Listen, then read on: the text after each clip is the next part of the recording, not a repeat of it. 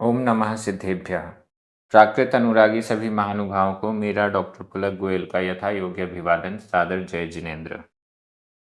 प्राकृत diploma course के अंतर्गत पाठ्य पुस्तक प्राकृत गद्य पद्य सौरभ भाग 2 का अध्ययन चल रहा है। पहला पाठ वज्जालघ्घ, जो सुभाषित गाथाओं से परिपूर्ण है। इसकी 42 गाथाएं पूर्ण हो चुकी हैं। आज हम 2 गाथाओं का अध्ययन करेंगे, क्रमशः गाथा क्रमांक 43 और 44। ये दोनों गाथाएं बहुत अच्छी हैं। सज्जन व्यक्ति के साथ कैसा दुनिया करती है, क्या होता है, ये हमें इन दोनों गाथाओं के माध्यम से जानने समझने को मिलेगा। गाथा क्रमांक 43 मूल वज्जालघ्घ में 732 नंबर पर है और गाथा क्रमांक 44 मूल वज्जालघ्घ में 746 नंबर पर है। चलिए प्रारंभ करते हैं। गाथा क्रमांक 43। उच्चारण। बहु बहु, तरुवराण तरुवराण, बहुतरुवराण बहुतरुवराण, मज्झे आधा झ, मज्झे मज्झे,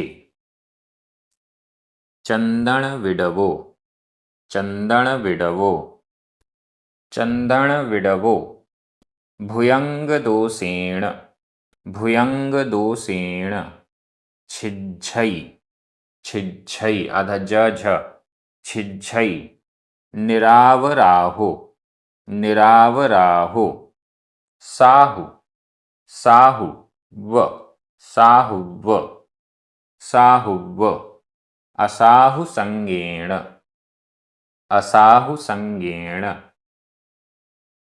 बहुतरुवराण मज्झे बहुतरुवराण मज्झे, चंदन विडवो भुयंग दोषेण चंदन विडवो भुयंग दोषेण, छिज्झई निरावराहो छिज्झई निरावराहो, साहुव असाहु संगेण साहुव असाहु संगेण।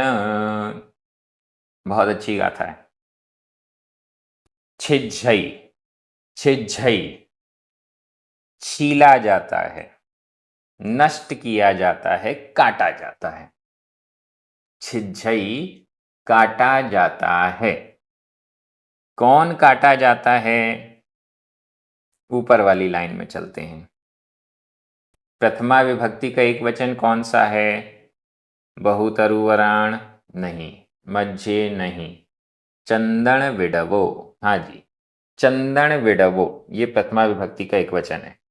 चंदन का विडवो, विटप विटप विटप यानी वृक्ष, पेड़, चंदन का वृक्ष छिज्झई काटा जाता है। चंदन का वृक्ष काटा जाता है। क्या मतलब? चंदन का वृक्ष काटा जाता है। क्यों? कैसे?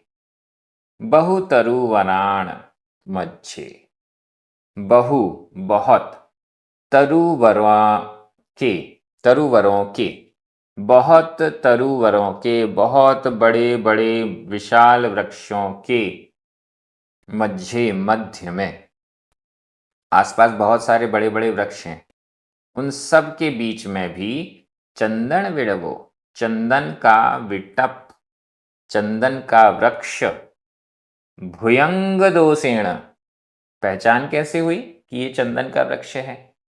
और भी तो बहुत सारे पेड़ यहाँ लगे हुए हैं, उन पेड़ों पर भी धूल मिट्टी जमी हुई है, चंदन के वृक्ष में भी धूल मिट्टी जमी हुई है। दिखने में दोनों तीनों जितने भी वृक्ष हैं वो सब एक समान हैं। तो फिर चंदन का वृक्ष ही कैसे काटा जाता है? भुयंग दोषेण, भुजंग दोष के कारण, भुजंग रूप दोष के कारण।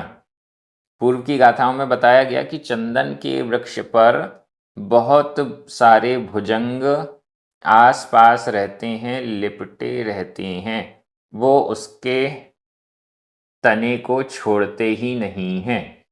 भुयंग दोषेण, इस भुजंग दोष के कारण चंदन वृक्ष की पहचान हो जाती है और बहुतरुवराण मध्य, बहुत से तरुवरों के मध्य में भी छिछई काट दिया जाता है। चंदन का वृक्ष बहुत मूल्यवान है, बहुत उपयोगी है। भुजंग सर्प दोष को देखकर, सर्पों को लिपटा हुआ देखकर समझ लिया जाता है कि ये चंदन का वृक्ष है और फिर काट दिया जाता है। ठीक इसी प्रकार निरावराहो, निरावराहो, निरापराध, निरापराध, अपराध से रहित, साहु व के समान, निरपराध साधु के समान चंदन का वृक्ष काट दिया जाता है। निरपराध साहु कैसा है? असाहु संगेण, जैसे ऊपर था चंदन वृक्ष भुयंग दोषेण, भुजंग रूप दोष के कारण, और यहां निरपराध साधु क्यों बदनाम हो जाता है, क्यों लोक में निंदा का पात्र हो जाता है, क्यों कष्टों को झेलता है? असाहु संगेण, असाधु पुरुषों के संग के कारण, असाधु दुष्ट दुर्जन संगति के कारण, दुर्जनों की संगति के कारण साहु निरावराहो साहु, निरपराध साधु भी, निरपराध सज्जन भी, अच्छा व्यक्ति भी असाहु संगेण, दुर्जन की संगति के कारण, दुष्ट की संगति के कारण लोक के द्वारा निंदनीय हो जाता है, कष्टों को सहन किया करता है। भुजंग दोष के कारण चंदन का वृक्ष भी काट दिया जाता है। ठीक ही इसी प्रकार निरपराध साधु भी, निरपराध साधु के समान असाहु संगेण, दुष्ट व्यक्ति की संगति के कारण साधु पुरुष भी इसी प्रकार से काट दिया जाता है, नष्ट किया जाता है, कष्टों को, दुखों को दिया जाता है उसको। ये हमें यहाँ समझना चाहिए। क्या करना? अगर हम साधु हैं, अगर हम सज्जन हैं, तो असाधु की संगति से बचना चाहिए, दुष्टों की संगति नहीं करनी चाहिए, दुष्टों से दूर रहना चाहिए, यह जरूरी है।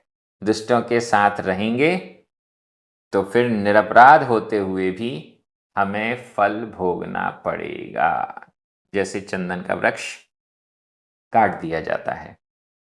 बहुत अच्छी ये गाथा। व्याकरण की दृष्टि से देखते हैं। बहुतरुवराण षष्ठी विभक्ति का बहुवचन है, मध्य सप्तमी विभक्ति का एक वचन है, चंदन विडवो, निरावराहो, साहु, ये सभी प्रथमा विभक्ति के एक वचन है। वैसे तो साहु में बड़े ऊ की मात्रा होनी चाहिए प्रथमा विभक्ति के एक वचन में, लेकिन इसके आगे आधा वा पूरा वा ये संयुक्त अक्षर है, और संयुक्त अक्षर से के कारण इसके पूर्व वाला जो दीर्घ स्वर है वो ह्रस्व हो गया, छोटा हो गया, इसलिए वो साहु ये रह गया। भुयंग दोषेण, असाहु संगेण, ये दोनों ही तृतीया विभक्ति के एक वचन है। छिज्झई वर्तमान काल अन्य पुरुष एक वचन का क्रिया रूप है, कर्मवाच्य में अनियमित प्रयोग है। व यह अव्यय है। मैं एक बार हिंदी अर्थ कर रहा हूं, आपकी नजर प्राकृत शब्दों पर जानी चाहिए। भुजंग दोष के कारण बहुत विशाल वृक्षों के मध्य में चंदन का वृक्ष दुष्ट संगति के कारण निरपराध साधु के समान काट दिया जाता है। बहुत अच्छी ये गाथा, और सीधा सीधा संदेश असाधु संगति से दूर रहने के लिए कहा जा रहा है। अब हम अगली गाथा में चलते हैं। गाथा क्रमांक 44, उच्चारण।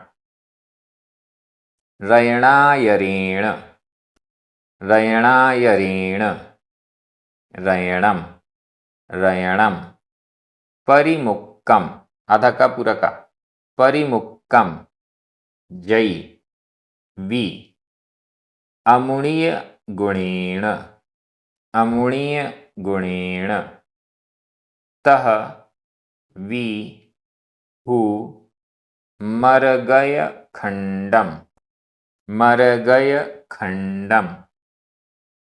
जत्थ आधा ता था जत्थ जत्थ गयम गयम तत्थ आधा ता था तत्थ वि महग्घम आधा ग घ महग्घम महग्घम रयणाय ऋण रयणम रयणाय ऋण रयणम परिमुक्कम जैवि अमुणीय गुणेन परिमुक्कम जैवि अमुणीय गुणेन तह विहु मर गय खंडम तह विहु मर गय खंडम जत्थ गयम तत्थ विमहग्घम जत्थ गयम तत्थ विमहग्घम। बहुत अच्छी ये भी गाथा है। रयणायरेण रयणायर रत्नाकर रयणायरेण रत्नाकर के द्वारा रत्नाकर के द्वारा रत्नाकर कहते हैं रत्न का आकर आकर यानी समूह रत्नों का समूह जहां पर पाया जाता है वह है रत्नाकर। रत्नाकर मतलब समुद्र समुद्र में रत्न पाए जाते हैं इसलिए उसे रत्नाकर कहते हैं। रयणायरेण रत्नाकर के द्वारा रयणम रत्न परिमुक्कम छोड़ दिए गए छोड़े हुए रत्न रत्नाकर के द्वारा रयणम रत्न परिमुक्कम छोड़ दिए गए। जैवी जय यदि वि भी यद्यपि यद्यपि अमुणीय गुणेन क्यों छोड़ दिए गए अमुणीय गुणेन अमुणीय मुणीय मुणीय यानी जाना हुआ अमुणीय नहीं जाना हुआ गुणेन गुण के कारण रत्नाकर है बहुत रत्न है उसके पास एक एक रत्न का गुण उसे मालूम नहीं है इसलिए रयणम परिमुक्कम रत्न छोड़ दिया गया मतलब परित्याग कर दिया गया। हाँ भैया समुद्र से रत्न निकाल लो समुद्र कुछ नहीं कहता इसी को कहेंगे रयणम परिमुक्कम रत्न छोड़ा गया। रयणायरेण रत्नाकर के द्वारा समुद्र के द्वारा अमुणीय गुणेण गुणों को नहीं जाना हुआ होने से गुणों को मूल्य को नहीं जाना हुआ होने से यद्यपि रयणम रत्न परिमुक्कम छोड़ दिया गया तहवी फिर भी जैवी यद्यपि तहवी फिर भी हु निश्चित रूप से कौन सा रत्न है वो मरगय खंडम मरगय मरकत मरकत का खंड मरकत मणि का टुकड़ा मरकत मणि कहलाता है पन्ना पन्ने का टुकड़ा। जत्थ गयम जत्थ जहां गयम गया जहां गया तत्थ विमहग्घम तत्थ वहां भी महग्घम मूल्यवान है महग्घम मूल्यवान है। जत्थ गयम जहां गया तत्थ भी वहां पर भी महग्घम मूल्यवान है। गुण नहीं पता थे इसलिए रत्नाकर के द्वारा वह रत्न परिमुक्कम छोड़ दिया गया लेकिन फिर भी मरकत मणि का टुकड़ा, पन्ने का टुकड़ा, पन्ना छोटा सा भी पन्ना है तो भी, जत्थ गयम जहां गया, जहां पहुंचा, तत्थ विमहग्गम वहां भी वो महार्घ्य है, वहां पर भी वो महामूल्यवान है, ऐसा समझना चाहिए। रत्नाकर है, उसके पास तो बहुत रत्न हैं और उसे पता भी नहीं है कि मेरे समूह में मेरे पास जो रत्न है उसका क्या मूल्य है। इसलिए उसके लिए तो इस पन्ने के टुकड़े का कोई मूल्य नहीं है। लेकिन जहां पर वो मरकत मणि, जहां पर वो पन्ने का टुकड़ा जा रहा है, वहां वहां उसका मूल्य महामूल्यवान है, बहुत अच्छा है, बड़ी प्रसिद्धि मिल रही है, लोग उसे बहुत चाह रहे हैं। क्यों? क्योंकि वो स्वयं ही मरकत मणि पन्ना का खंड है। गुणवान व्यक्ति जहां से उत्पन्न हो रहा है वहां भले उसकी कदर नहीं हो रही है। हम कहते हैं हमारे घर में हमारी कदर नहीं है, हमारे स्कूल में, हमारे कॉलेज में, हमारे समूह में हमारी उतनी कदर नहीं है। लेकिन जहां गुणवान व्यक्ति जाता है वहां उसके गुणों का मूल्यांकन अवश्य होता है। भले समुद्र रत्नों को यूं ही छोड़ देता है, लेकिन जहां वो रत्न पहुंचता है वहां वह मूल्यवान सिद्ध होता है। ये गाथा भी बहुत अच्छी है और एक प्रकार से हमें मोटिवेट करती है कि जहां हम रह रहे हैं हमारे आसपास के लोग भले हमारा मूल्य ना समझें, लेकिन जहां पर भी हम जाएंगे वहां पर हमारा मूल्य, हमारी महिमा अवश्य होगी, अगर हम में गुण है तो ये बहुत अच्छी गाथा है। व्याकरण की दृष्टि से रयेणायरेण, अमुणीय गुणेण, ये दोनों ही तृतीया विभक्ति के एकवचन है। अमुणीय, इसमें मुणीय यह भूतकालिक कृदंत का प्रयोग है। रयणम, परिमुक्कम, मर्गय खंडम, गयम, महग्घम, ये सभी प्रथमा विभक्ति के एक वचन है। परिमुक्कम यह भूतकालिक कृदंत का अनियमित प्रयोग है। इसके अलावा जई और नीचे गयम यह भी भूतकालिक कृदंत का अनियमित प्रयोग है। इसके अलावा जई, वी, तह, वी, हु, जत्थ, गयम, तत्थ, वी, ये सभी, जत्थ, तत्थ, वी, ये सभी अव्यय हैं। अब मैं हिंदी अर्थ कर रहा हूं, आपकी नजर प्राकृत शब्दों पर जानी चाहिए। गुणों को नहीं जानने के कारण, गुणों को नहीं जाना हुआ होने से रत्नाकर के द्वारा यद्यपि रत्न छोड़ा गया, फिर भी निश्चित रूप से